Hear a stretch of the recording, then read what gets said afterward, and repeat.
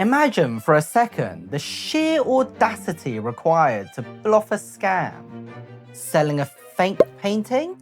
That's pretty gutsy. Selling a bridge you don't own? Balls of steel. But what if you decided to sell something slightly bigger? Say, an entire country. A country with its own flag, its own currency, an opera house, a bustling capital city, and a thriving economy. A country that thousands of people poured their life savings into, packed up their families for, and sailed across the ocean to inhabit. There was just one tiny problem.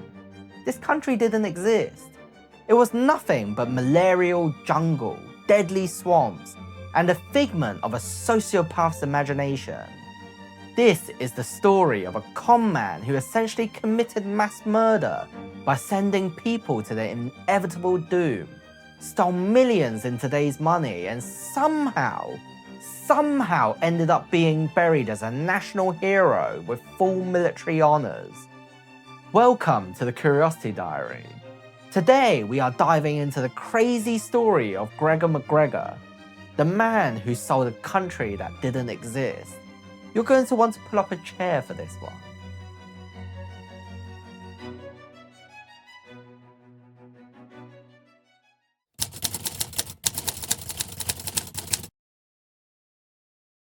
Our story starts in Scotland in 1786 with the birth of Gregor MacGregor. Right from the jump, MacGregor had two defining traits: an unshakable belief in his own greatness and an absolute allergy to hard work. He joined the British Army as a young man, but MacGregor wasn't the type to trudge through the mud to earn a promotion. Back then, you could simply buy your military rank if you had the cash. So, he bought himself a captaincy, married a wealthy heiress, and used her money to buy a fancy estate in Scotland, styling himself as the chief of the Clan MacGregor. Which he wasn't, but hey, fake it till you make it, right? Unfortunately, his wife died, her family cut off the money, and MacGregor was suddenly broke. But our guy Gregor wasn't going to let a little thing like bankruptcy stop him. He looked across the Atlantic. It was 1812, and South America was exploding into wars of independence against Spain. MacGregor sailed to Venezuela, walked right up to the legendary revolutionary leader, Francisco de Miranda, and basically handed him a highly exaggerated resume. Miranda, desperate for experienced British officers, made MacGregor a cavalry commander. Now, here's the genuinely baffling part of MacGregor's life. He was actually kind of good at it. For a while, anyway. He fought bravely in several battles alongside Simon Bolivar. He led a famous fighting retreat that saved thousands of rebel lives. He even married Bolivar's cousin. But the mask eventually slipped. As the years wore on, MacGregor developed this signature military tactic, abandoning his men the second things got slightly dangerous. He captured Amelia Island in Florida, got bored and left his men to defend it. He captured Portobello in Panama, woke up to a Spanish counterattack, literally jumped out of a window in his nightshirt, swam to his ship and sailed away, leaving his entire army to be slaughtered or captured. He did the exact same thing a few months later at Rio de la Hacha. By 1820, nobody in South America wanted to work with him. His reputation was shattered. He was a laughingstock. So, he wandered up the coast to the territory of the Mosquito people, in what is now modern-day Honduras and Nicaragua. Here, MacGregor met the local indigenous ruler, King George Frederick Augustus I. MacGregor plied the king with rum, and in exchange, the king signed over a piece of land to MacGregor. I'm not talking about a little farm. He signed over 8 million acres, a territory larger than Wales. There was just one catch. The land was entirely useless. It was impassable, fever-soaked, mosquito-infested jungle. You couldn't farm it, you couldn't build on it, and you certainly couldn't live on it. Most people would look at 8 million acres of lethal swamp and think, well, that was a waste of rum. But Gregor MacGregor looked at it and thought, I am going to become the richest man in the world.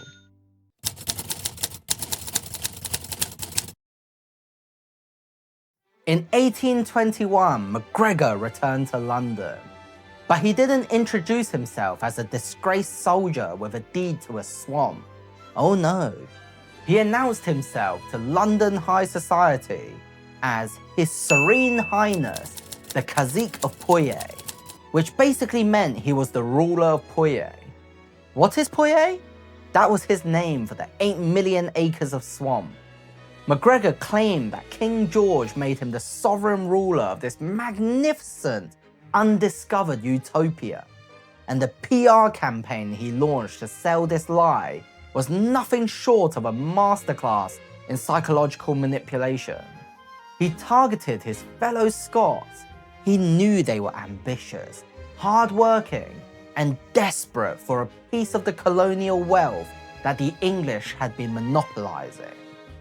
MacGregor opened official Poyais embassies in London and Edinburgh. He designed a national flag. He commissioned a coat of arms featuring 2 unicorns.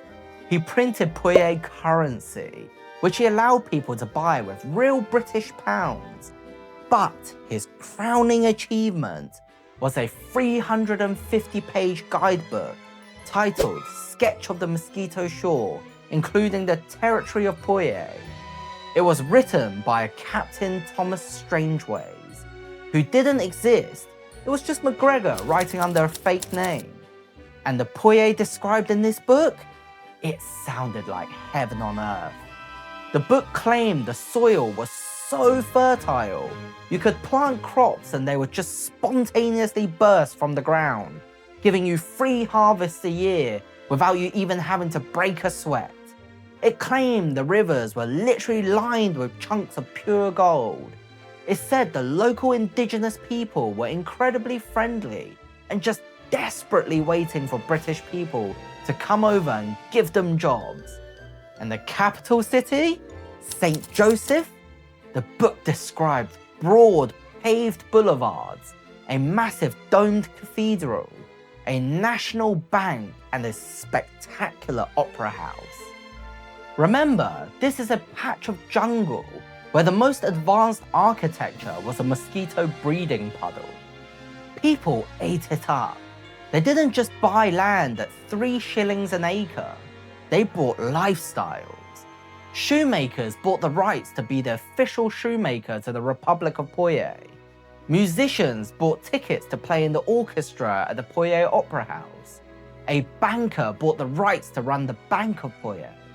People traded their life savings, their homes, their businesses, all for pieces of paper signed by the Cazique. MacGregor even floated a massive sovereign wealth bond on the London Stock Exchange, borrowing the equivalent of over £20 million in today's money on behalf of the Poyais government. He was rich, stinking rich, and all it took was a little bit of paper and a sociopathic level of confidence.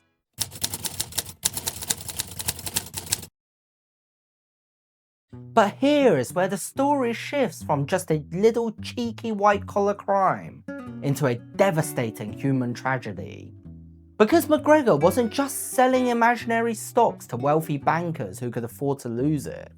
He was selling physical land to regular families, and those families expected to move there. In late 1822, the first ship, the Honduras packet, set sail from Scotland with over 70 eager settlers. A few months later, a second ship, the Kennersley Castle, left with nearly 200 more. Imagine the mood on those ships. 2 months at sea, surviving on hardtack and salted pork, kept going only by the dream of walking off the boat and seeing the gleaming dome of the St. Joseph Cathedral, ready to cash in their Poyais dollars at the local bank. Instead, when the Honduras packet dropped anchor off the Mosquito Coast, the settlers stood on the deck, disappearing through the mist. There were no docks, there were no broad paved streets, there was no opera house. There was just an impenetrable, suffocating wall of green jungle. At first, they thought it was a navigational error. Surely the captain had just dropped them at the wrong bay. But the coordinates matched perfectly.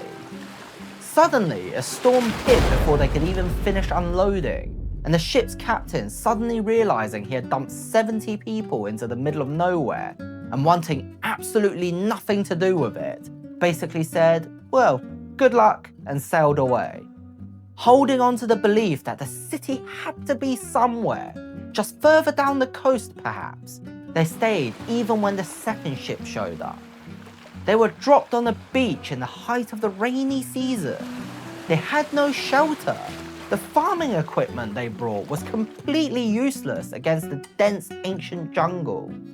And then the mosquitoes came. Malaria and yellow fever swept through the camp like a scythe. The official banker of Poyais died in the mud. The musicians who thought they were going to play in the opera house were burying their own children in shallow graves on the beach. It was a nightmare, a green hell. They had traded everything they owned for the privilege of starving to death in a swamp. Out of the roughly 250 settlers who sailed for Poyais, only about 50 survived. The rest succumbed to disease, starvation, or took their own lives in despair. The survivors were only saved by pure luck when a passing ship from British Honduras, modern-day Belize, spotted them, picked them up and slowly transported the sickly, traumatized survivors back to London.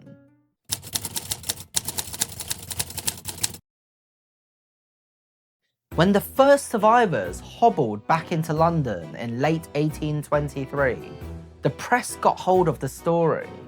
The Poyais bubble burst. The newspapers screamed about the fraud. The Cazique had murdered his own people for profit. So, what did Gregor MacGregor do? Did he apologize? Did he show remorse? No, he did what any self-respecting, narcissistic sociopath would do. He blamed the victims. He publicly claimed that Poyais was completely real, but the settlers had just been too lazy and incompetent to build the buildings he had promised them. But the heat was on. London was getting dangerous. So MacGregor packed his bags, grabbed his millions, and fled across the English Channel to Paris. And this is where MacGregor shows he is a conman above all conmen. He had balls bigger than the rest. The absolute audacity of this guy is unbelievable. He gets to Paris. The dust hasn't even settled on the graves of the people he killed in Honduras. What does he do? He runs the exact same scam on the French. I'm not joking. He translates the guidebook into French. He sets up a new embassy. He starts selling land to French citizens. He gets another ship ready to sail. But thankfully, French bureaucrats are built differently. When dozens of people started applying for passports to travel to a country that the French government had never heard of, red flags went up. The police investigated, realized the whole thing was a scam, and threw MacGregor in a prison. He was put on trial for fraud. But remember that silver tongue. MacGregor actually managed to convince the French judges that he was the victim. He blamed the entire scam on one of his associates, a man who had conveniently already fled.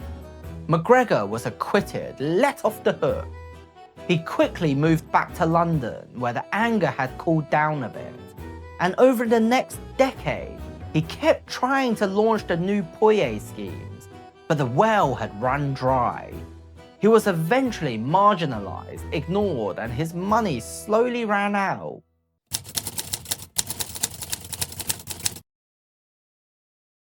By 1838, MacGregor's wife had died. He was broke again. He was a pariah in Europe. So, at the age of 52, he made one last gamble. He sailed back to Venezuela. Now, you would think that a disgraced coward who abandoned his men in battle and then committed one of the most infamous frauds in European history would be arrested the second he stepped off the boat. But Venezuela had just become a fully independent nation. They were trying to build a national identity, and they looked at Gregor MacGregor and they didn't see the Cazique of Poyais. They just saw one of the last surviving officers who had fought alongside the great Simon Bolivar in the early romantic days of the revolution. They welcomed him with open arms. They reinstated his military rank. They gave him a general's pension, a house, and treated him like a living legend. Gregor MacGregor, the man who invented a country, stole millions, and sent hundreds of innocent people to a gruesome death in the jungle, spent the last years of his life sipping coffee in the sunshine, completely respected and revered. When he died in 1845, he wasn't thrown into an unmarked grave.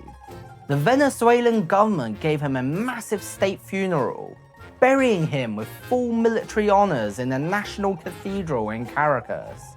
It is the ultimate infuriating proof that sometimes the bad guy doesn't just get away with it. Sometimes he gets a completely undeserved happy ending too.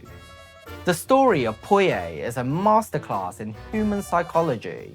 It shows that if a lie is big enough, detailed enough, and promises people exactly what they desperately want to hear, they won't just believe it, they will literally bet their lives on it. If you enjoyed diving into this bizarre chapter of history with me, hit that subscribe button to keep opening the Curiosity Diary. I'll see you in the next one. Until then, stay curious.